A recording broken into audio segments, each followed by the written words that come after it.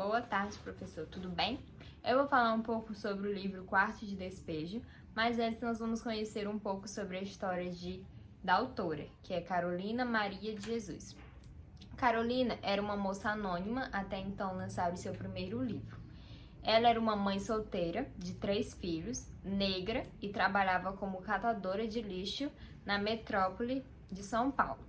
O seu livro ele foi publicado em 1960 e conta a história de uma mulher guerreira que fazia de tudo para colocar o alimento na sua mesa.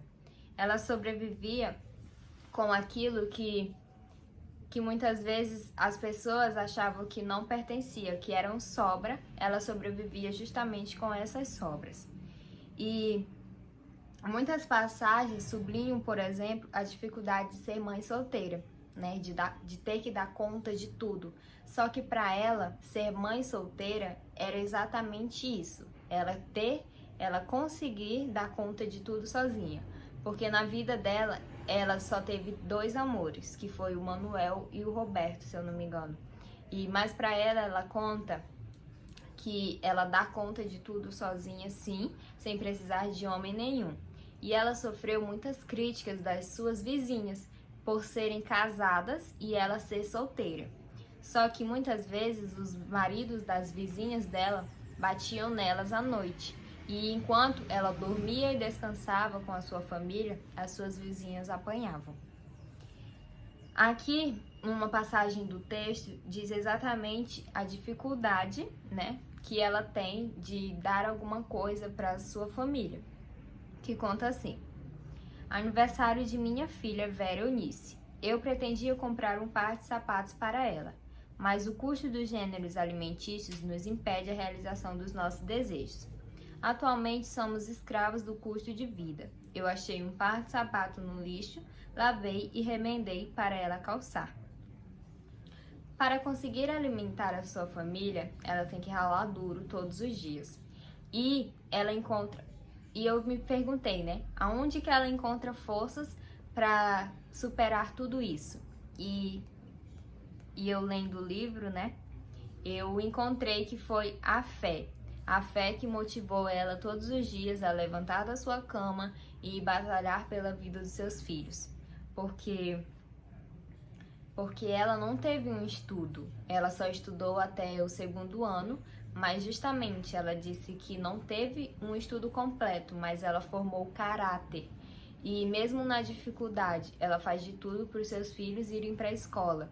Mesmo no perigo que eles enfrentam na favela, ela arruma os filhos dela e manda para a escola, porque ela diz que os filhos dela não vão ser igual aqueles que vivem ali na favela, que são muitas vezes os drogados, né? Os que bebem álcool, essas coisas. E mesmo nesse perigo, ela diz que ainda assim os filhos dela podem ter uma vida digna.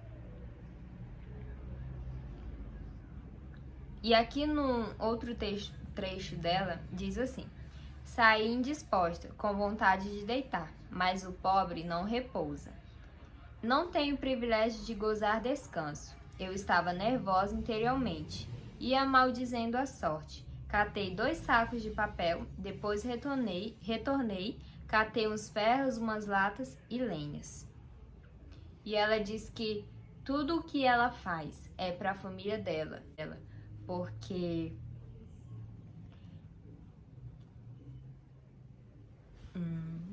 deu quase. Como eu falei anteriormente, Carolina é mãe de 3 filhos e dá conta praticamente de tudo sozinha. Ela, né, se desloca no mundo de São Paulo, né, nos bairros periféricos e tudo mais, para catar lixo, papelão, para conseguir levar o alimento até a sua mesa. Carolina, ela não teve um estudo digno. Ela estudou apenas até o 2º ano, mas mesmo assim ela diz que formou o caráter, que foi o mais importante de tudo isso. E apesar das dificuldades que ela enfrenta na favela, como os perigos, ela não impede que os filhos dela vão até a escola, porque ela diz que ela não quer que os filhos dela tenham mau exemplo, não tenham uma vida igual aqueles que da favela vivem, né? Que são no mundo das drogas e tudo mais. Carolina também conta que não teve marido. Ela teve 2 amores, que foi o Manuel e o Roberto, se eu não me engano. Mas ela conta que ela não precisa de homem nenhum para cuidar da sua família. E as suas vizinhas falam que criticam ela por não ter marido, mas ela diz que é muito mais feliz do que elas que têm marido, porque quando ela vai dormir, ela dorme sossegada na sua cama com a sua família e elas apanham de seus maridos enquanto ela dorme. Ela conta também sobre a fome, né? Que ela diz que pior do que a fome é a fome que mais doía era aquela que assistia nos filhos. E é assim, tentando escapar da fome, da violência, da miséria e da pobreza que se constrói o relato de Carolina. Ela diz que a fome, ela tinha cor amarela. Além de falar sobre o seu universo pessoal e os seus dramas cotidianos, o Quarto de Despejo, ele também teve uma grande importância social, né? Principalmente porque chamou a atenção, né, na questão da favela. Porque às vezes nós não temos a real noção do que acontece em uma favela. Nós não temos a real noção do que se passa todos os dias em uma favela, né? Seja tiroteio, né? Seja falta de saneamento básico, carro de lixo que não passa lá e tudo mais. E nós temos tudo isso, né? Nós temos um carro de lixo que passa quase todos os dias na nossa porta, temos alguns saneamentos básicos, né? Temos comida na nossa mesa para comer e muitas vezes eles não têm isso, né? Algumas vezes eles trocam o almoço pela janta, a merenda pelo almoço e assim sucessivamente.